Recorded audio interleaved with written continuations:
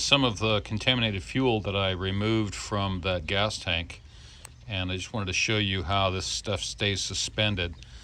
I'm slowly evaporating what's left of this. This is actually mostly a little bit of gasoline, but mostly brake clean and rubbing alcohol, which is what I use to swish around in that tank. Anyway, you can see that when I was pouring this in there, that a lot of this got on the edge, and it's just really fine powder, and I'm pouring it slowly into this container. You can see there's a whole bunch of it in the corner there, and if you are driving along and this is in your tank, then this can get sucked up, and you can see how that's not looking good. That's how it gets out of the tank, settling on the bottom. And the more you're going along, the more that's going to get entrained in there. So, not good. So, this is, like I said, I'm just pouring this solution into the can and then letting it evaporate. I sure don't want it to get into the groundwater or anything. And this is just still really discolored, even though it's been here for a while. Look at the bottom. That's just a whole lot of stuff that was on there. Incredible amount of crud in there. So we're just gonna keep on pouring this in here slowly. And then letting that evaporate. Put it down here. And after this is done, we'll get a good idea of just how much crud was in the bottom of it. I think you're gonna find out that, I'm gonna find out there's just a whole ton of stuff in there. So anyway, the gas tank turned out pretty good. Let me show you that real quick. I was actually pleasantly surprised at the way this turned out. And I think I'll need my flashlight here. Let me grab that. And let's see here.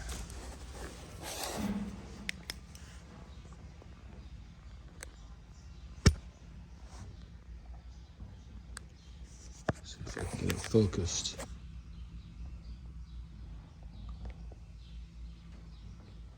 I want to focus. A little bit better. So there is still some discoloration in there.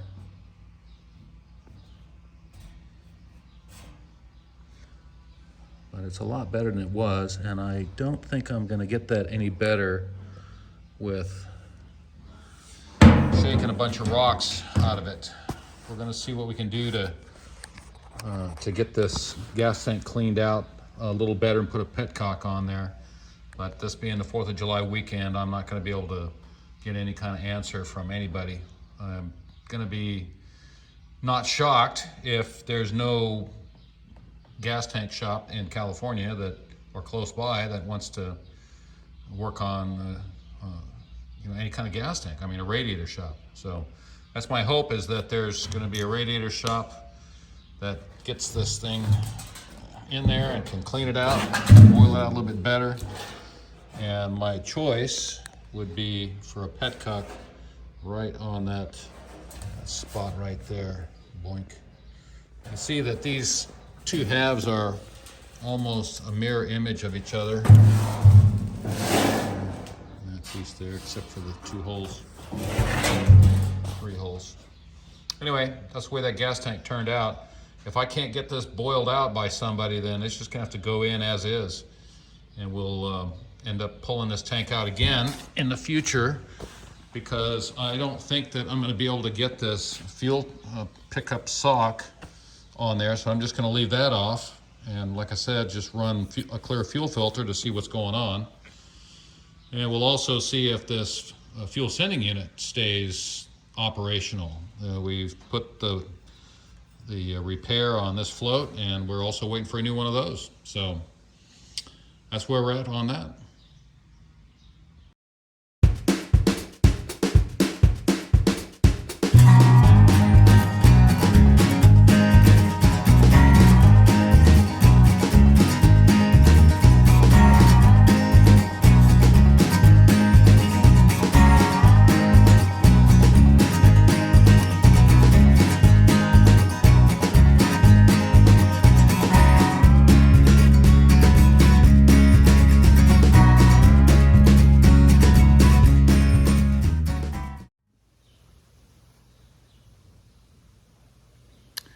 Okay, we're at the step where we're gonna be working on this carburetor, overhauling this. This is your Rochester B model. It's a nice little round shape, a little bit different than the monojet, which was the later model.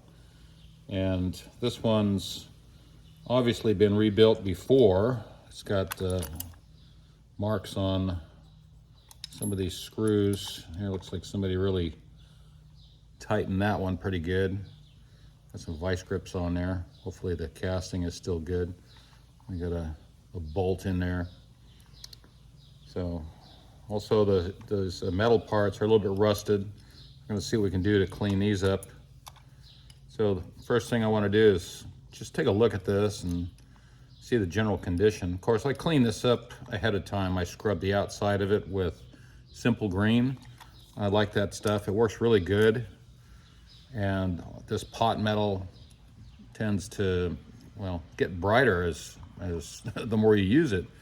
Also works on alternators and things like that.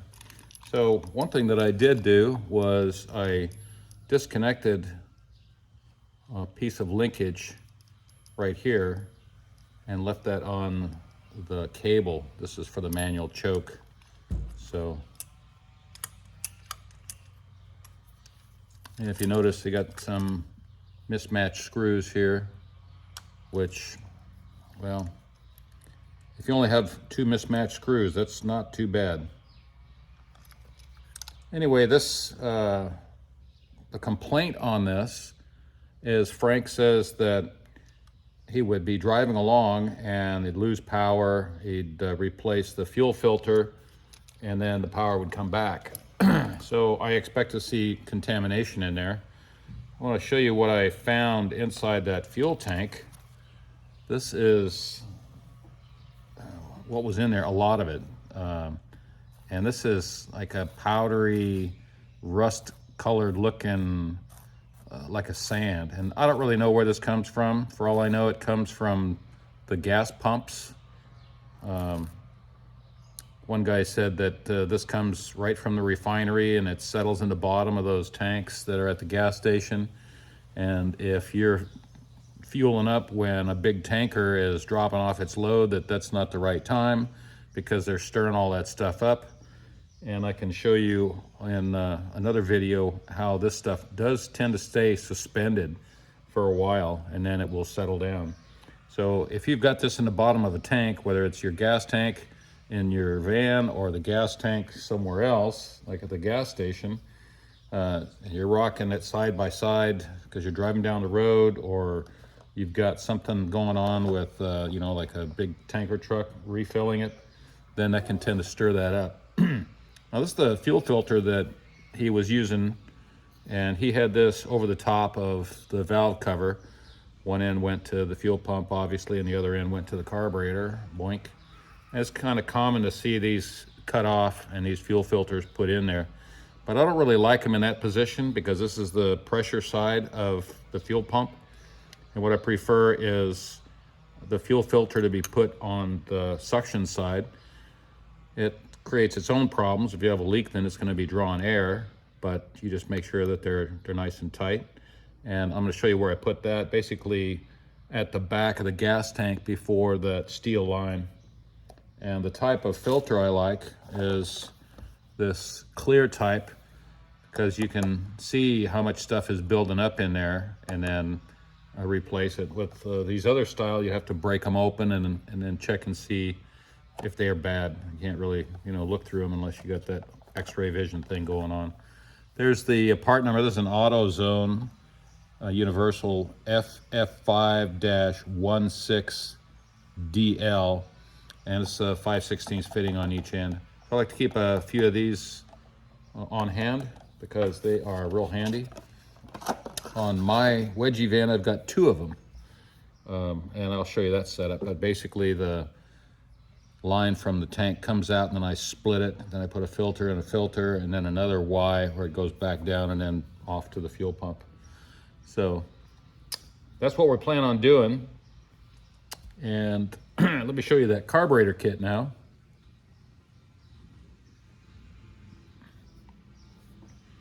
Okay, we're getting our carb kits from this outfit called Mike's, and we don't get any kind of promotion or compensation from these guys, but we really like them because a lot of these parts are made in USA. They're a really good operation. I think it's like a mom and pop outfit. They ship real fast, but most importantly, their kits are extremely complete. This is for the Rochester B, and they have all these part numbers, but you can see the part number there is K7037. And it's just got a lot of the parts in there that you wouldn't normally find. I mean, look, there's one of those clips I was talking about in another video. And it's best to order by part number because they will tell you that there's different parts for this, that, and the other thing, depending on the carburetor number, which a lot of times they're not going to ask you at Napa. So this one I got for the monojet. I don't know why I got that out, extra float. So this is for the B model. This is the extra add-on kit. So they got some crocus cloth in there, idle mixture screw, and float, springs, all kinds of good stuff. So that's pretty much it. Generally, I'd love to, they also have, they sell you, if you want, this little link right here, accelerator pump link, boink, which, oh, nope, that's for another carburetor. Must be for the monojet.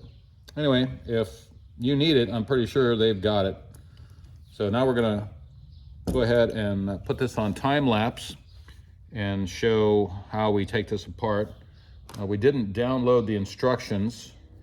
We got bad internet connection here, but on the back of their card, you can just scan for either the instruction sheets or the technical catalog. I'm gonna see if I can get these and then print them out. I should have done that beforehand, but regardless. Anyway, let's go to time lapse and then we'll stop it every now and then for a few comments.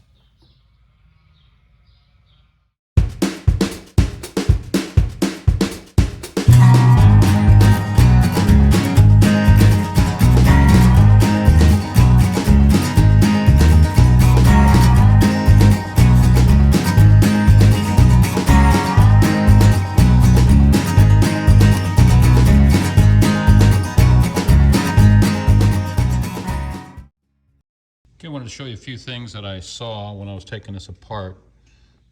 One of them was this inlet, besides having a little bit of tape dope on there. The bottom part seems to have some contamination from that rusty stuff, and that's showing me that contamination got past that sintered metal filter. So anyway, that was one thing.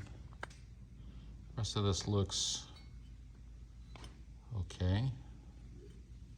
There was also some crud in the bottom, especially in that accelerator pump well. I'll have to clean that out real good. We will end up taking this staked piece out here. That's got a check ball and a spring for the accelerator pump. Make sure that the accelerator pump circuit stays nice and full with fuel and doesn't drain back. So Actually, there's less contamination in here than I thought. That white powder, I believe, is evidence of water getting in there. I'm not sure. I'll have to scrape on that and see what that looks like. So this is pretty good. Kind of hard to beat these up. Wanted to also point out these circuits in here. You can just see 3 holes on the side, and depending on where that throttle plate is positioned, it will, this is completely closed, it's not going to be like that. It's going to provide fuel based on how far open that is. So this is where your idle mixture, your idle speed screw has to be positioned correctly in order to get the proper fuel in there, especially when you go boom off idle like that. Of course, that one hole, that is where the idle mixture screw goes, and that's what adjusts the amount of fuel during an idle. And we want to make sure that this is in good shape. No grooves on that. And if you notice these are knurled, this means that you're not supposed to be cranking on it too hard. You should be able to turn this by hand. You don't want to crank down on this, with the force of, full hand screwdriver. That slotted top is just for convenience. And the rest of these parts, they look okay. I like to lay them out in the order that they came out, and then I'll take a picture, and hopefully it all goes back the same way, right? So now it's all about cleaning these up, letting them soak in simple green, and go from there. Okay, we were looking at this float, and we saw some more of this white residue on here. We scraped some of this out of the bottom of this carburetor bowl, and I don't know what this is. The only thing I can think of is that it's some kind of fuel additive or something. I don't know. It's just white, powdery, chalky, like something dried in the bottom of it. I don't know. Anyway, we're in the process of printing out those instructions, but I also wanted to show you my technique. Hopefully this works on pulling this piece out here. Now this is staked in. Let me get the crud off of there. Now that's staked in there, so we want to grab a hold of that piece and then pull it up.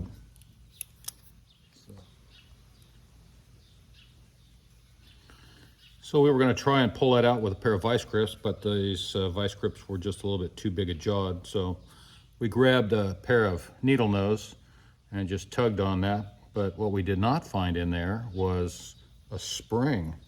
Now, if memory serves, there's supposed to be a spring in there. There's our check ball. We're going to probably not reuse that, but we do want to size compare that thing if there's one in the kit. So anyway, that's pretty much it. Off to cleaning.